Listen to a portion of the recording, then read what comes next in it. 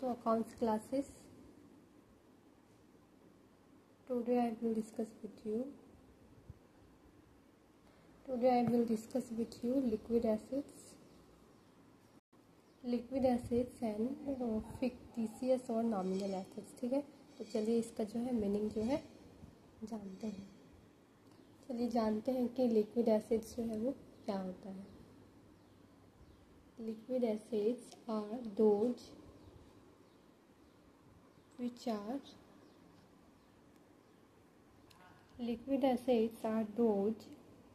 which are either in form of cash or can be quickly converted into cash।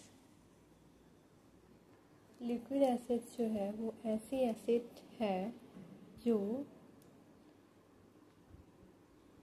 या तो cash के form में होती है या उसे तुरंत जो है कैश में परिवर्तित किए जा सकते हैं, जिसे हम लोग लिक्विड एसेट्स जो है वो बोलते हैं। ओके, जैसे कि बता रहा है such as cash, bills receivable, short term investments,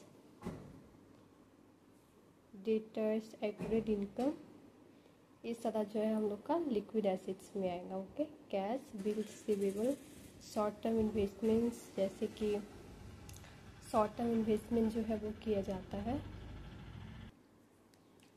cash, bill receivable, short term investment, जैसे कि हम लोग छोटा मोटा कहीं इन्वेस्टमेंट करते हैं, कहीं बिल्डिंग खरीदते हैं या कहीं कुछ शॉप खरीदते हैं, तो जो उस पर छोटा मोटा इन्वेस्टमेंट करते हैं वो सारा जो है लिक्विड एसेट्स में आएगा। डेटर्स हो गया, एक्यूरेट इनकम हो गया एंड मोर, ये सारा लिक्विड एसेट्स के जो है अंदर आएगा। आगे देखते हैं। In other words, prepaid expenses and closing stock are excluded from current assets, the balance will be liquid assets। चलिए इसका मतलब जानते हैं। दूसरे शब्दों में, यदि प्रीपेड एक्सपेंसेस मतलब जिसका पेमेंट हम लोग एडवांस में कर देते हैं, जैसे कि कहीं हम लोग को 2 महीना का रेंट देना है तो हम लोग जो है 2 महीना से ज़्यादा पेमेंट जो है कर देते हैं, उसे जो है प्रीपेड एक्सपेंसेस बोलते हैं। एंड क्लोजिंग स्टॉक, जो पुराना माल न्यू ईयर में मतलब नए साल में बचा होता है तो हम लोग के लिए क्लोजिंग स्टॉक हो जाता है। तो जब ये बताया जा रहा है दूसरे शब्दों में, if prepaid expenses and closing stock are excluded from current assets, यदि प्रीपेड एक्सपेंसेस और क्लोजिंग स्टॉक जो है उसे करेंट एसेट जैसे cash, bank balance, furniture, building, debtor, सारा करेंट एसेट्स में आएगा। तो यदि प्रीपेड एक्सपेंसेस और क्लोजिंग स्टॉक को जो है करेंट एसेट से बाहर रखा जाए या बाहर दिखाया जाए या बाहर रखा गया है, तो जो बैलेंस जो शेष होगा वो लिक्विड एसेट्स होगा। ओके, चलिए अब आगे देखते हैं। अब आगे देखते हैं कि फिक्टिशियस और नॉमिनल एसेट्स जो है क्या होता है। तो चलिए इसका मीनिंग जो है वो जानते हैं। These are the assets which cannot be released in cash or no further benefit can be derived from these assets। इसका मीनिंग जानते हैं।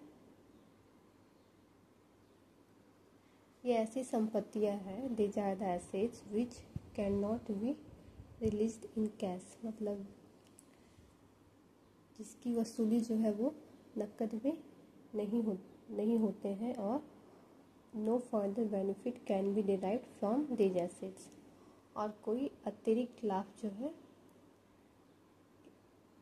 इस एसेट से जो है नहीं किया जा सकता है। ओके, ये ऐसी संपत्तियां हैं विच can not be release in cash, जिसकी वसूली जो है नकद में नहीं होते हैं, और no further benefit can be derived from these assets, और इन एसेट्स से जो है कोई अतिरिक्त बेनिफिट यानी लाभ नहीं प्राप्त किया जा सकता है। आगे देखते हैं। बताया जा रहा है सच assets include debit balance of profit and loss account. and the expenditure not yet written off such as advertisement expenses। इसका मतलब हुआ कि ऐसे एक्सपेंस जो है, ऐसे एसेट्स लाभ हानि खाते के डेबिट सेस, जो लाभ हानि खाता होता है ना, जो बनाया जाता है ईयरली या मंथ क्वार्टरली, तो वही बताया जा रहा है कि लाभ हानि खाते का जो डेबिट सेस होता है, डेबिट बैलेंस है वो, और एडवर्टीजमेंट एक्सपेंसेस